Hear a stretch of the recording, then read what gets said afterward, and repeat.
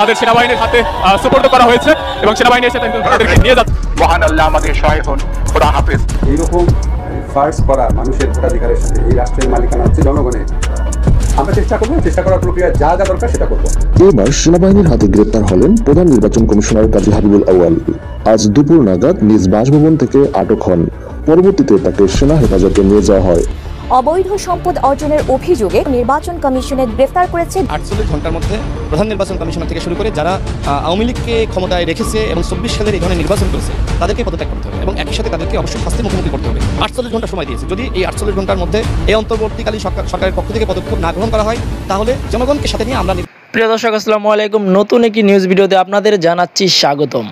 এইমাত্র পাওয়া খবর এবং তাজা খুবই গরম খবর। প্রিয় দর্শক বন্ধুরা, আজকের এই ভিডিওতে আপনারা দেখতে পারবেন বিএনপির চাঁদাবাজি নিয়ে মুখ খুলেছে কিন্তু মির্জা আব্বাস।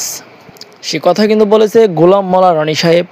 বিস্তারিতের মাধ্যমে আপনারা আজকের এই ভিডিওর মাধ্যমে দেখতে পারবেন। তার জন্য ভিডিওটি স্কিপ করবেন না, সম্পূর্ণ দেখবেন। সেই সাথে ডক্টর ইউনূস কী সুসংবাদ দিতে যাচ্ছে এই বাংলাদেশকে, সেই বিষয়গুলো আজকের এই ভিডিওর মাধ্যমে তুলে ধরা হবে। হঠাৎ ডক্টর ইউনূস কী বলতে যাচ্ছে, প্রিয় দর্শক বন্ধুরা ভিডিওটি স্কিপ করবেন না। সেই সাথে আজকের এই ভিডিওতে আপনারা দেখতে পারবেন প্রথম নির্বাচন কমিশন আউয়ালকে কিন্তু গ্রেফতার করেছে এবং রিমান্ডে নিয়েছে। কি তথ্য বের করেছে তার মুখ থেকে, তো দর্শক বন্ধুরা আজকের এই ভিডিওতে সম্পূর্ণ বিস্তারিতের মাধ্যমে সব কিছু দেখতে পারবেন। তার জন্য বলছি ভিডিওটি স্কিপ না করে সম্পূর্ণ দেখবেন। সেই সাথে যারা এখন এই চ্যানেলটি সাবস্ক্রাইব করে রাখেননি, এই চ্যানেলটি সাবস্ক্রাইব করে দিয়ে পাশে থাকা বেল আইকনটি বাজিয়ে রাখুন নিত্য নতুন নিউজ ভিডিও সবার আগে পাওয়ার জন্য। প্রিয় দর্শক বন্ধুরা, যে ভিডিওর অংশ বেশি থেকে ভিডিওগুলো শুরু করেছিলাম, চলুন সেই ভিডিওগুলো আমরা বিস্তারিতের মাধ্যমে দেখে আসছি। তার আগে যারা এখনও এই ভিডিওতে লাইক দেননি, দ্রুত এই ভিডিওতে লাইক দিয়ে চলুন আমরা ধারাবাহিকভাবে সেই বিস্তারিত ভিডিওগুলো একের পর এক দেখে আসি। ঘন্টার মধ্যে প্রধান নির্বাচন কমিশনার থেকে শুরু করে যারা আওয়ামী লীগকে ক্ষমতায় রেখেছে এবং 24 সালের এই ধরনের নির্বাচন করেছে তাদেরকে পদত্যাগ করতে হবে এবং একই সাথে তাদেরকে অবশ্যই শাস্তির মুখোমুখি করতে হবে। 48 ঘন্টা সময় দিয়েছে। যদি এই 48 ঘন্টার মধ্যে এই অন্তর্বর্তীকালীন সরকারের পক্ষ থেকে পদক্ষেপ না গ্রহণ করা হয় তাহলে জনগণকে সাথে নিয়ে আমরা নির্বাচন কমিশন ঘেরাও করব এবং তাদেরকে পদত্যাগ করতে বাধ্য করব। তারা যদি জনগণের যে আপনার অভ্যুত্থান সেটা তো তারা দেখেছে, তারা যদি জনগণের মুখোমুখি হয়ে তারা যদি মনে করে যে জনগণের মুখোমুখি হয়ে আমরা অপদস্থ হব তাহলে তারা সেখানে থাকবে। আর যদি সসম্মানে বিদায় নিতে চাই তাহলে তাদেরকে এই 48 ঘন্টার মধ্যেই পদত্যাগ করতে হবে। আমি এই বিষয়ে কালের কণ্ঠের মাধ্যমে আমি অন্তর্বর্তীকালীন সরকারের প্রতি আমি দৃষ্টি আকর্ষণ করছি যে আপনারা পদক্ষেপ নেন। তিনি তো এই পদে থাকতে পারেন না, তাকে অবশ্যই শাস্তি দিতে হবে। আর তাকে যদি এই পদে রাখেন আপনারা তাহলে কিন্তু এক ধরনের বিতর্কের জন্ম হবে, আন্দোলন আবার কিন্তু শুরু হবে। এবং শুধু আমি না, অনেক রাজনৈতিক নেতৃত্ব যারা নিবন্ধন পায়নি, অনেক সাধারণ মানুষ কিন্তু মুখে আছে যে এই হাবিবুল আউয়াল কমিশনের মুখে থুতি মারার জন্য অনেকে মুখে আছে। সুতরাং আমরা তাদেরকে বলবো সসম্মানে বিদায় নেন, অন্যথায় আপনাদেরকে অভ্যুত্থানের মাধ্যমেই আপনাদেরকে টেনে হেসড়ে সেখান থেকে ওই চেয়ার থেকে নামানো হবে। আমার নিজের জেলা তো ঝিনাইদহ, তো সেখান থেকে অনেকে আমার কাছে অনুযোগ জানিয়েছে। আমি পরবর্তীতে যারাও বিএনপির শীর্ষ নেতৃত্বের জায়গায় আছে তাদেরকে জানিয়েছি, কারণ অনেক অভিযোগগুলো বিএনপির বিরুদ্ধে আসতেছে। এবং আমি অন্যান্য যে আমার যে রাজনৈতিক অর্জন, আমার যে পরিস্থিতি, মানুষের সাথে যোগাযোগ, আমি এটাকে কাজে লাগিয়েও কিন্তু আমি অনেক জায়গায় আমি বলেছি যে এই হিংসা, হানাহানি, বিদ্বেষের রাজনীতি আমাদেরকে বন্ধ করতে হবে। সহমর্মিতা, ভালোবাসা এবং সম্প্রীতির রাজনীতি এবং বন্ধন আমাদের সৃষ্টি করতে হবে। এই আহ্বান কিন্তু আমরা জানিয়েছি। কিন্তু যারা আওয়ামী পান্ডা ছিল, খুনি ছিল, যারা দখলদার ছিল, লুটপাটকারী ছিল, আমি যতই বলি না কেন সাধারণ জনগণ কি তাদেরকে ছাড় দিবে? তারা ব্যতীত যে আওয়ামী লীগের আপনার সাধারণ কর্মী ছিল, সাধারণ সমর্থক ছিল, তারা তো শান্তিতেই বসবাস করতেছে আমি যতদূর তথ্য পেয়েছি। কিন্তু যারা খুনি ছিল, যারা মাফিয়াতন্ত্র কায়েম করেছে, দুর্নীতি করেছে, তারা কিন্তু নিজ থেকেই পালিয়ে গেছে। তারা পালিয়ে যাওয়ার কারণেই মূলত এখনও পর্যন্ত সারা দেশে শান্তি শৃঙ্খলা বজায় রয়েছে। তবে কিছু অভিযোগ আসছিল, সেই অভিযোগগুলো নিষ্পত্তি করা হয়েছে জাতীয় পর্যায় থেকে। দেখেন বিএনপির ভারপ্রাপ্ত চেয়ারম্যান তারেক রহমান কথা বলেছে, মির্জা ফখরুল ইসলাম আলমগীর এই বিষয়ে কথা বলেছে, আমাদের গণ অধিকার পরিষদের সভাপতি নুরুল হক নূর বলেছে, আমি বলেছি, আর অন্যান্য দলের শীর্ষ নেতৃত্বের জায়গায় যারা রয়েছে তারা বলেছে। এই সবার বক্তব্যের কারণেই কিন্তু কিছু আপনার ওই যে আক্রোশ ক্ষোভ ছিল, ক্ষোভের কারণে যে তুমি আমাকে 15 বছর ধরে দমন পীড়ন করেছো, নির্যাতন করেছো, নিপীড়ন করেছো, বাসায় থাকতে দাওনি, আমি তোমাকে কেন থাকতে দেবো? তো কিছু ক্ষোভের জায়গা থেকে কিছু সমস্যা আসলে সৃষ্টি হয়েছে। এটা আসলে অভ্যুত্থানের কারণেই, এটা আসলে কোনো ধর্মীয় কারণ না। এটা আসলে অনেক জায়গায় বলা হচ্ছে যে সংখ্যালঘুদের উপরে হামলা এই বিষয় না। দেখেন, একজন আমাকে 2019 সালে একজন সংখ্যালঘু সম্প্রদায়ের আওয়ামী লীগের নেতা, তার নাম জীবন, ঝিনাইদহ জেলা আওয়ামী লীগের সদর উপজেলার সভাপতি, এখন তিনি কোথায় আছে আমি জানি না। তিনি 2019 সালে আমাকে তুলে নিয়ে গিয়েছিলেন এবং ওই সময় আমার সাথে সহধর্মিণী ছিল, আমার সাথে আরও নেতাকর্মীরা ছিল, আমাকে অপদস্থ করেছিলেন, আমাকে থানায় দিয়েছিলেন। তো এখন আমি তো তার বিষয়ে কোনো পদক্ষেপ নিই নাই।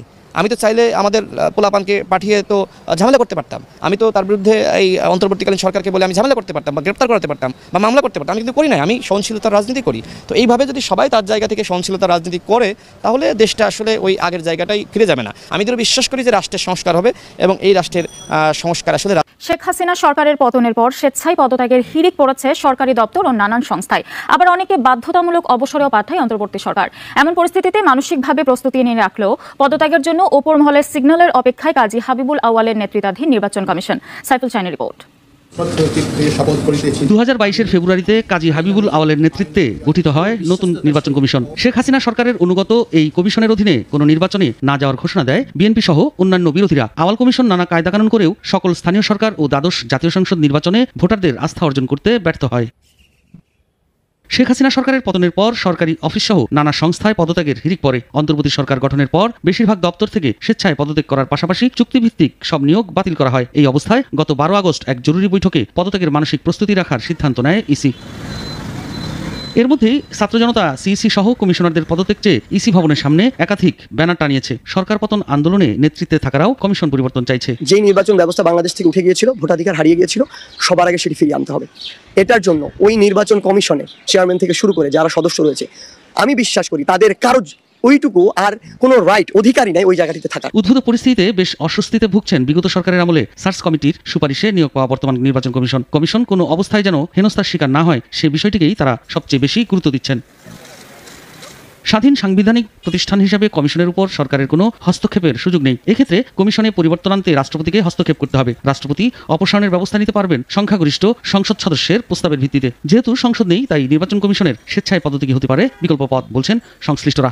থানায় যে প্রতিকার পায় না, কোথাও প্রতিকার পায় নাই, তারা একটা সুযোগ পাওয়া মাত্র সেই খুব উগরে দেবে, এটা খুব অস্বাভাবিক কিছু নয়। কিন্তু তারপরেও বলবো দেশে তো একটা আইন থাকা দরকার এবং এই আইনটা কিন্তু আইন শৃঙ্খলা রক্ষাকারী বাহিনীকেই এটাকে প্রয়োগ করতে হবে। এবং সেই সঙ্গে যারা আন্দোলন করেছেন তাদেরকেও আমি বলবো যে আপনারা এদেরকে থামান, কোনো যেন এই ধরনের ভাঙচুরের খবর আমরা আর শুনতে না হয়। পাশাপাশি যে কথাটা আমি বলছি যেটা খুব জরুরি, সেটা হলো দেশে এখন একটা নিয়মতান্ত্রিক সরকার প্রতিষ্ঠা করা দরকার, সবচেয়ে গুরুত্বপূর্ণ। দেখুন, ছাত্ররা কিন্তু আন্দোলনে তারা যখন এক দফা দিল, তারা এক দফায় কিন্তু বলেছিল যে তারা হাসিনা সরকারের পতন চায় এবং ফ্যাসিবাদের অবসান চায়। এই যে ফ্যাসিবাদের অবসান চায়, এটা হলো সবচেয়ে গুরুত্বপূর্ণ পয়েন্ট।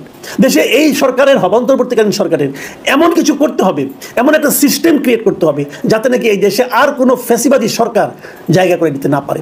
সেই সঙ্গে নির্বাচন কমিশনকে পুনর্গঠন করতে হবে। এখন বর্তমানে যে নতজানু নির্বাচন কমিশন আছে তাদেরকে বিচারের সম্মুখীন করতে হবে, আমি মনে করি তাদেরকে বিচারের আওতায় আনতে হবে। কারণ এরাই কিন্তু অনেক কিছু নটের গুরু, মুখে বড় বড় কথা বলেছে এবং মানুষকে তারা প্রচারিত করেছে নির্বাচনের নামে। এবং একটা নির্বাচন কমিশন এমনভাবে তৈরি করতে হবে, নির্বাচন কমিশনের আইন প্রয়োজনে চেঞ্জ করতে হবে যাতে করে নাকি সরকার চাইলেও নির্বাচনকে তারা নষ্ট করতে না পারে। এমন কিছু করতে হবে যার ফল এই জাতি দিনের পর দিন যেন পেয়ে যায়। আমরা কিন্তু বারবার মুক্তিযুদ্ধ করতে পারবো না। 71 সালে একবার মুক্তিযুদ্ধ হয়েছে, 2024 সালে আরেকবার একটা যুদ্ধ হলো, দেশ স্বাধীনের যুদ্ধ হলো, আমাদের ছাত্ররা করলেন। আমরা কয়েক বছর পর এই কাজ করতে পারবো না। আমরা চাই যে এই যুদ্ধের ফল যেন আমাদের দেশকে চিরস্থায়ীভাবে একটা শান্তি এবং সমৃদ্ধি এবং গণতন্ত্রের দিকে নিয়ে যায়। আমি বিশ্বাস করি ডক্টর ইউনূসের এমন অ্যাকশন বা এমন সিদ্ধান্তে সারা বাংলাদেশের দল মত নির্বিশেষে সবাই এই খবরটাতে খুশি হবেন। ডক্টর ইউনূসকে এনটি আওয়ামী লীগ এই মুহূর্তে ভাবার কোনো কারণ নাই কিছু কিছু ক্ষেত্রে, যখন তিনি সংস্কারগুলো করছেন। কারণ এই সংস্কারগুলোর সুফল আপনি আওয়ামী লীগ হন, আপনি বিএনপি হন, জামাত হন, জাতীয় পার্টি হন, হিন্দু হন, মুসলিম হন, এই সুফলটা পুরো জাতি উপভোগ করবে। বাংলাদেশকে গত 16 বছর যাবৎ একটা ঘটনা তো ঘটছে, আর 53 বছর যাবৎ আরও কিছু ঘটনা ঘটছে। তো লাস্ট 16 বছরে সবচেয়ে বেশি নেগেটিভ একটা ইফেক্ট পড়েছে আমাদের কোন মন্ত্রণালয়টাতে? শিক্ষা মন্ত্রণালয়ে। এখন কেন এগুলো পড়ছে? আপনি দেখেন, সাবেক শিক্ষামন্ত্রী আগাগোড়া একটা টকেটিভ পার্সন, অথবা আমি জানি না যে তার অবস্থান কি, কেন তার মতন একজন মানুষ শিক্ষামন্ত্রী হইল। যাই হোক, বিভিন্ন রাজনৈতিক লেজুর ভিত্তিতে হয়েছে। নওফেল এবং এর আগে ডক্টর দীপুমণি, তাদের যে নতুন নতুন এক্সপেরিমেন্ট, এই এক্সপেরিমেন্টে বাংলাদেশের শিক্ষা ব্যবস্থা ধ্বংস হয়ে গেছে। বাচ্চারা ঠিকমতো স্কুলে যাচ্ছে না, হাতে মোবাইল, ইন্টারনেট এগুলো ব্যবহার করছে, কিন্তু এগুলোতে কী ব্যবহার করছে সেটা ছিল জরুরি। আমাদের পাঠ্য বইগুলোতে নানান অ্যাডাল্ট অনেক কন্টেন্ট এখানে ঢুকে গেল, তারপর হচ্ছে বিতর্কিত অনেক অধ্যায় ঢুকে গেল। তো সেগুলো নিয়ে গার্জিয়ানরা বিরক্ত ছিল, কিন্তু আসলে নানান প্রতিবাদ সমাবেশ বিক্ষোভের পরেও কোনো রকম পরিবর্তন হচ্ছিল না। তো অবশেষে ডক্টর ইউনূসের নির্দেশে নতুন সংস্কার হচ্ছে, তবে পুরান প্যাকেটেই নতুনটা আমরা দেখতে পাচ্ছি। ঘটনা কি? নতুন যে শিক্ষাক্রম লাস্ট আওয়ামী লীগ সরকার বাস্তবায়ন করার চেষ্টা করেছিল, সেইটাকে বাস্তবায়ন করা কঠিন। সিস্টেম সুন্দর, কিন্তু এটা বাংলাদেশের জন্য না। সিস্টেমটা সুন্দর ছিল, কিন্তু এটা কাদের জন্য? সেই লেভেলের দেশগুলোর জন্য যারা পৃথিবীর সর্বোচ্চ ভালো থাকা কান্ট্রিগুলো। এখন সরকার সিদ্ধান্ত নিয়েছে, আমাদের শিক্ষা উপদেষ্টা হিসেবে যিনি নিয়োগপ্রাপ্ত হয়েছেন ওয়াহিদ উদ্দিন মাহমুদ, তিনি বলছেন যে অন্তর্বর্তীকালীন সরকারের বিশেষ বৈঠকে তারা সিদ্ধান্ত নিয়েছে যে আগের পদ্ধতিতেই ফেরার চেষ্টা করা হবে এই সামনের বছর থেকে। নতুন শিক্ষাক্রম বাস্তবায়ন করা কঠিন। আর এমন মন্তব্য করে শিক্ষা উপদেষ্টা ওয়াহিদ উদ্দিন মাহমুদ বলছেন সাংবাদিকদেরকে যে আগের পদ্ধতিতেই আমরা ফেরার চেষ্টা করব, তবে আগেরটাতে ফিরে গেলেও আমরা এমনভাবে ফিরে যাব না যে বর্তমানটার সাথে শতভাগ আবার অমিল থাকবে। এটার কারণ আছে, কারণ যেই পাঠ্যক্রমটা চলছে একটা জেনারেশন বা একটা অংশ এটাতে কিছুটা ইউজ টু হয়ে গেছে বা অভ্যস্ত হয়ে গেছে। এই পাঠ্যক্রমেরও কিছু জিনিস ভালো ছিল, বাট অধিকাংশই এখানে ঝামেলাযুক্ত ছিল। সিস্টেমটা সুন্দর, আবারও বলি, কিন্তু এগুলো বাংলাদেশের জন্য প্রযোজ্য না। তো আমাদের উপদেষ্টা মনে করছেন যে আগেরটায় ফিরে গেলে তারা যা পড়ে ফেলেছে তার সঙ্গে মিল রাখতে হবে, সেজন্য অতি দ্রুত কিছু সিদ্ধান্ত নেওয়া হচ্ছে। তিনি বলছেন যে অনেকগুলো বিশ্ববিদ্যালয় এই মুহূর্তে অভিভাবক শূন্য, পাশাপাশি যত দ্রুত সম্ভব আমরা এগুলো চালু করব। তবে এটা একটা সুযোগও, আমরা চাইব যে এই সেক্টরগুলোতে সত্যিকারের শিক্ষানুরাগী, প্রশাসনিক, শিক্ষাগত যোগ্যতা যাদের রয়েছে দলমত রাজনীতির বাইরে গিয়ে তাদেরকে এখানে নিয়োগ দেওয়া হচ্ছে। তিনি বলছেন যে এতদিন ধরে আমাদের বড় অবমূল্যায়ন করা হয়েছে, অনেকগুলো বিশ্ববিদ্যালয় নিয়ে ঝামেলা ছিল। ছাত্র শিক্ষকদের প্রতি অনুরোধ যে শুধু অবকাঠামো উন্নয়ন দিয়ে নয়, অর্থনীতির সাথে তাল মিলিয়ে যদি মানব সম্পদের উন্নয়ন না হয় তাহলে কোনো দেশ উন্নত হয় না। সেক্ষেত্রে অর্থনীতি এবং শিক্ষার মধ্যে একটা যোগসূত্র থাকবে। শিক্ষার সুষ্ঠু পরিবেশ তৈরিতে সবার সহযোগিতা দরকার। শিক্ষা প্রতিষ্ঠান কমিটিগুলোতে দখলদারিত্ব না হয় সেইটা দেখার দায়িত্ব আপনাদের। একদল সরিয়ে অন্য দল আসবে সেটা আর চাই না। কি করা যায় সেটা নিয়ে চিন্তা করব তিনি বলছেন। আমিও মনে করি বাংলাদেশের প্রত্যেকটা প্রাইমারি স্কুল, হাই স্কুল, মসজিদ, মাদ্রাসা শিক্ষা সেক্টর যেগুলোতে আছে সেইখানে স্কুল কমিটিতে ওই মানুষগুলোকে রাখতে হবে যাদের সন্তানরা এই স্কুলেতে পড়ে। বেশিরভাগ জায়গায় বাংলাদেশের কমিটিতে থাকা লোকদের সন্তানরা স্কুলে পড়ে না, যেই স্কুলে তিনি দায়িত্বশীল আছেন। বাথরুমে গেলে প্রাইমারি স্কুলগুলোতে দেখবেন গন্ধে বিরক্ত, পরিবেশ সুন্দর নাই, লুটপাট হয়ে যাচ্ছে, চুরি হয়ে যাচ্ছে, বাজেটগুলো কেন? তাদের সন্তানরা এখানে পড়ে না। যদি তাদের সন্তানরা পড়তো, বাথরুমগুলো থাকতো চকচকা, ক্লাসরুম থাকতো চকচকা, বেঞ্চ টেন্স থাকতো সুন্দর। তো আমি মনে করি যে ডক্টর ইউনূস সাহেবের এই সিদ্ধান্তগুলো খুবই গুরুত্বপূর্ণ, জরুরি সারা বাংলাদেশের মানুষের জন্য। আমি স্বাগত জানাই। বিএনপির নামে সারা বাংলাদেশে কি পরিমাণ চাঁদাবাজি হচ্ছে, কি পরিমাণ দখলদারিত্ব হচ্ছে, এবং বিএনপির নাম ভাঙিয়ে পুরো অফিস আদালতে, ব্যবসা প্রতিষ্ঠানে, গ্রামে গঞ্জে যে নতুন তাণ্ডব শুরু হয়েছে, তার আমার নিজের কিছু বাস্তব যে অভিজ্ঞতা সেটি আপনাদেরকে বলবো, যেন বিএনপির যারা নেতৃবৃন্দ রয়েছেন তারা সিদ্ধান্ত গ্রহণ করতে পারেন। কিন্তু তার আগে জনাব মির্জা আব্বাসের একটি বক্তব্য, যেটা কিনা ইতিমধ্যে ভাইরাল হয়ে গিয়েছে, সেটা সম্পর্কে কিছু বলে নেই। মির্জা আব্বাস একেবারে পাবলিকলি একটা জনসভাতে যেটি বলেছেন যে গত কয়েকদিন আগে একজন শীর্ষস্থানীয় ব্যবসায়ী, যিনি কিনা হিন্দু, তো তার অফিসে বিএনপির পরিচয়ে এক দল লোক হামলা করে এবং মোটা অঙ্কের চাঁদা দাবি করে। তো মোটা অঙ্কের চাঁদা দাবি করার পর তাদের সঙ্গে যারা মালিক পক্ষ, মির্জা আব্বাস সাহেবের একটা পরিচয় ছিল। তো তারা মির্জা আব্বাস সাহেবকে টেলিফোন করেন এবং মির্জা আব্বাস সাহেব সেই চাঁদাবাজদের সঙ্গে সরাসরি কথা বলেন। তো তিনি পরিচয় দেন যে তোমরা বিএনপির কোন সংগঠনের সাথে জড়িত, আমার নাম মির্জা আব্বাস। তো মির্জা আব্বাসকে তারা চিনেন না, এবং মির্জা আব্বাস নামে যে কেউ টেলিফোন করেছে সেভাবে তাদের মধ্যে কোনো টু শব্দ বা রা আরও নেই। এখন বোঝার চেষ্টা করুন যে টেকনাফ থেকে তেঁতুলিয়া পর্যন্ত বিএনপি করেন এরকম কোনো লোকদের নিকট যদি মির্জা আব্বাস সাহেব টেলিফোন করেন, ইশরাক সাহেব টেলিফোন করেন, আব্দুল আল মিন্টু সাহেব টেলিফোন করেন, মির্জা ফখরুল সাহেব টেলিফোন করেন, এমনকি আমি গোলাম মাওলা রনি টেলিফোন করি, পিনাকি সাহেব যদি টেলিফোন করেন, এটা বিএনপি নেতাকর্মীরা অত্যন্ত শ্রদ্ধার সঙ্গে গ্রহণ করবেন অথবা ভয় পাবেন। কিন্তু যারা গোলাম মাওলা রনিকে চিনবেন না, বা যে নামগুলো বললাম তারা চিনবেন না, তারা বিএনপির সঙ্গে যে সম্পৃক্ত নয় এটি বোঝার জন্য খুব বেশি পাণ্ডিত্য দরকার নেই। তো যাই হোক, মির্জা আব্বাস সাহেব রীতিমতো সেই চাঁদাবাজদের দ্বারা অপমানিত হলেন টেলিফোনে, এবং চাঁদাবাজরা পাল্টা হুমকি দিয়ে বলল যে আমরা 1 ঘন্টা পরে আসছি। তো এই কথা বলে তারা চলে গেল। এর মধ্যে যখন মির্জা আব্বাস সাহেব জানলেন, তিনি ওই যে ঘটনাটি ঘটেছে বিএনপি অফিসের একদম পাশে, তিনি ছাত্রদলের কিছু নেতা তাদেরকে বললেন এবং তারা গিয়ে সেই অফিসে উপস্থিত হলো। এরপরে কি হয়েছে সেটা আর মির্জা আব্বাস বলেননি।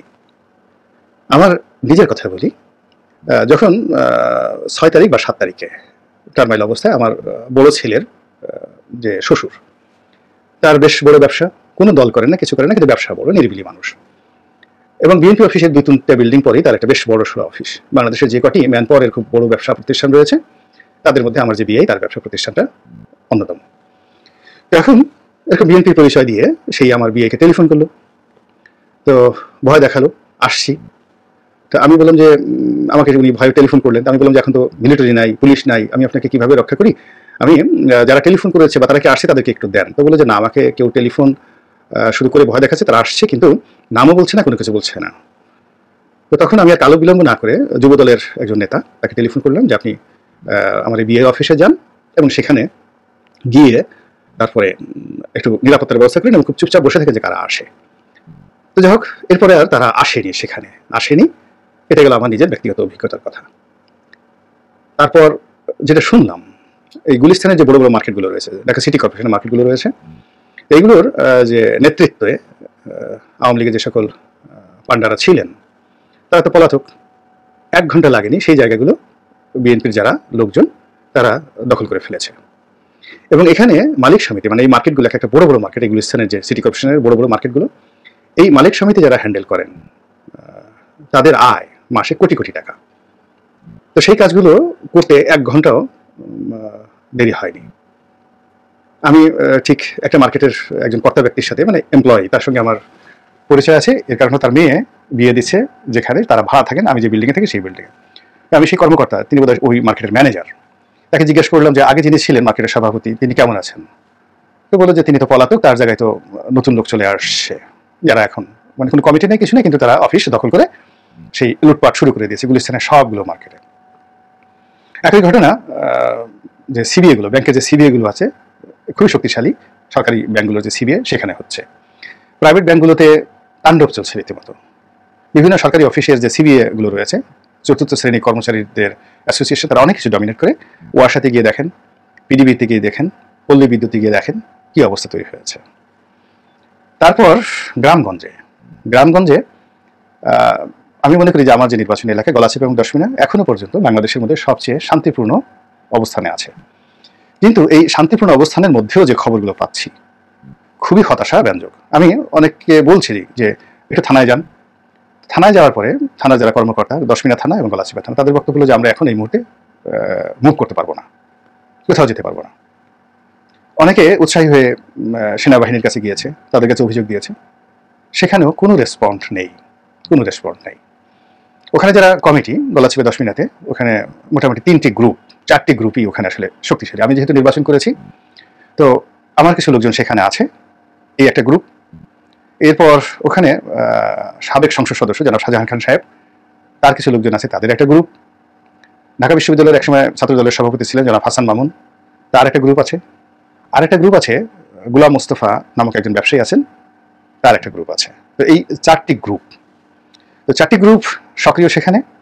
আর কমিটি, ওখানে কমিটি পাল্টা কমিটি, গ্রুপ পাল্টা গ্রুপ, এটার ক্ষেত্রে কে যে বিএনপি সভাপতি, কে যে বিএনপির সেক্রেটারি, এটা বলা যাচ্ছে না। জেলা কমিটি অনুমোদন দিয়েছে কাউকে, অন্য পক্ষ তাদেরকে সেটা মানছে না। এবং বিএনপির এই 4টি গ্রুপ একজন আরেকজনের সঙ্গে মানে এত শত্রুতা, এখন তারা নিজেদেরকে শক্তিশালী করার জন্য আওয়ামী লীগের পান্ডাদেরকে বের করে নিয়ে আসছে। এবং এই ঘটনা যদি অব্যাহত থাকে, গলাচিপাতে কিন্তু এখনো কোনো দুর্ঘটনা ঘটেনি। আমি অন্য সমালোচনা করতে পারবো না, আমি আমার নিজের এলাকার কথা বলছি। তো আমার এলাকা সবচেয়ে বাংলাদেশের মধ্যে ভালো আছে, শান্তিপূর্ণ আছে। এবং এখানে আমি আছি, হাসান মামুন আছে, তারপরে গোলাম মোস্তফা সাহেব আছেন, বয়স্ক মানুষ।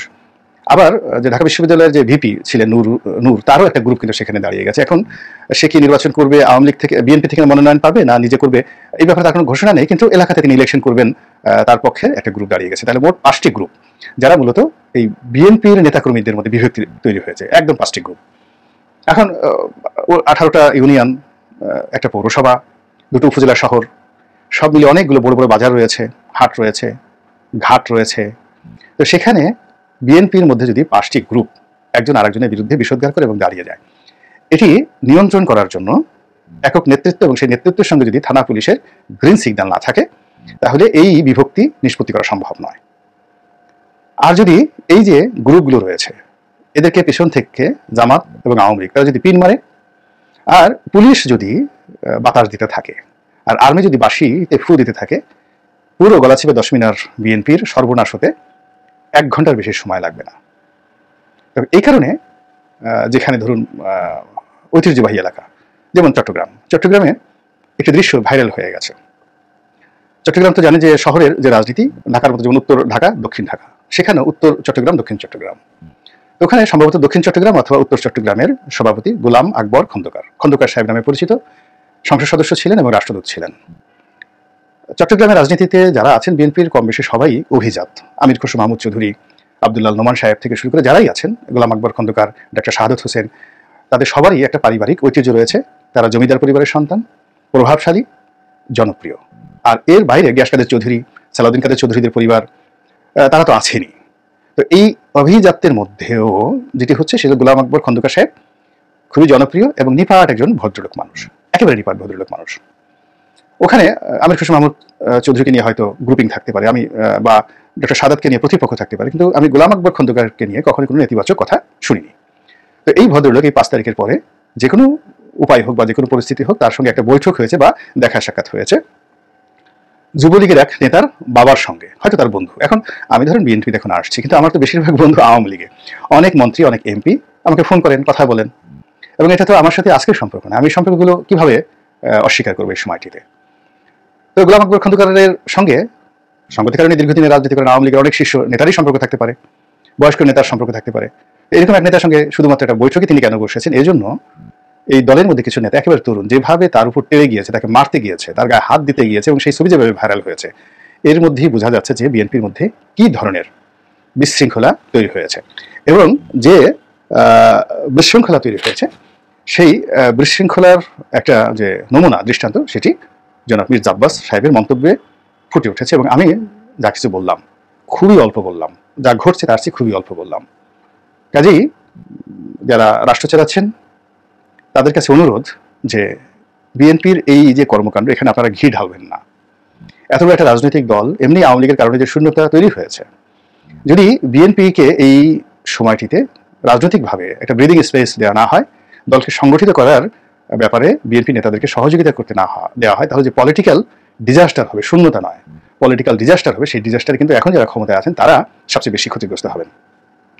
এর কারণ হলো, আপনি আপনাদের হয়তো অনেকেই যারা আমার টকশো দেখেছেন মনে আছে যে আমি বিভিন্ন সময়টিতে বলেছিলাম যে বিএনপির হাতে যদি আওয়ামী লীগের পতন হয়, আওয়ামী লীগ সবচেয়ে নিরাপদভাবে এই বাংলাদেশে থাকতে পারবে। কিন্তু যদি একটি অসংগঠিত আন্দোলনকারী, একটা গণঅভ্যুত্থানে তাদের পতন হয়, তাদের পিঠের চামড়া থাকবে না। এবং এখন দেখুন, এই যে কোটা বিরোধী যে আন্দোলন, এর কোনো স্পেসিফিক লিডারশিপ ছিল না, চেন অফ কমান্ড ছিল না। ফলে আওয়ামী লীগ শত চেষ্টা করে বিএনপিকে যেভাবে পেদানি দিতে পেরেছে, নেতৃত্ব শূন্য করতে পেরেছে, এই ছাত্র জনতার এই বিক্ষোভের সময় তারা সেটা পারেনি। 6 জনকে ধরেছে, 60 জন দাঁড়িয়ে গেছে, 60 জনকে ধরেছে, 600 জন দাঁড়িয়ে গেছে। তো একই অবস্থা এখন যারা আছেন তারা যদি এই বিএনপিকে সাহায্য না করেন, সহযোগিতা না করেন, এবং তাদের যদি কোনো পলিটিক্যাল বা রাজনৈতিক অভিলাষ থাকে এবং সেটি যদি তারা বাঁকা পথে তারা যাকে বলে বাস্তবায়ন করার চেষ্টা করেন, তাহলে আজকের দিনগুলোতে আওয়ামী লীগের যে পরিণতি, তার চেয়ে জঘন্য জঘন্য জঘন্য পরিণতি হবে আগামী দিনের যারা চক্রান্তকারী তাদের। তাদের সাধু সাবধান, সুন্দরভাবে, সুন্দর মস্তিষ্ক নিয়ে, হৃদয় নিয়ে, মন নিয়ে রাজনৈতিকভাবে পরিস্থিতি মোকাবেলা করুন। আল্লাহ আমাদের সবাইকে হেদায়েত দান করুন এবং ভালো রাখুন, সুস্থ রাখুন। প্রিয় দেশবাসী, শুরু থেকে শেষ পর্যন্ত যারা এই ভিডিওটি দেখেছেন সকলকে জানাই অসংখ্য অসংখ্য ধন্যবাদ। যারা এরকম নিউজ ভিডিও পেতে পছন্দ করেন তারা অবশ্যই এই চ্যানেলটি সাবস্ক্রাইব করে পাশে থাকা বেল আইকনটি বাজিয়ে দিবেন। যারা এখন এই ভিডিওটি শেয়ার করেননি, এই ভিডিওটি দ্রুত শেয়ার করে সকলকে দেখার সুযোগ করে দিন। আজকের মতন এই পর্যন্ত, দেখা হচ্ছে পরবর্তী কোনো ভিডিও নিয়ে ইনশাল্লাহ।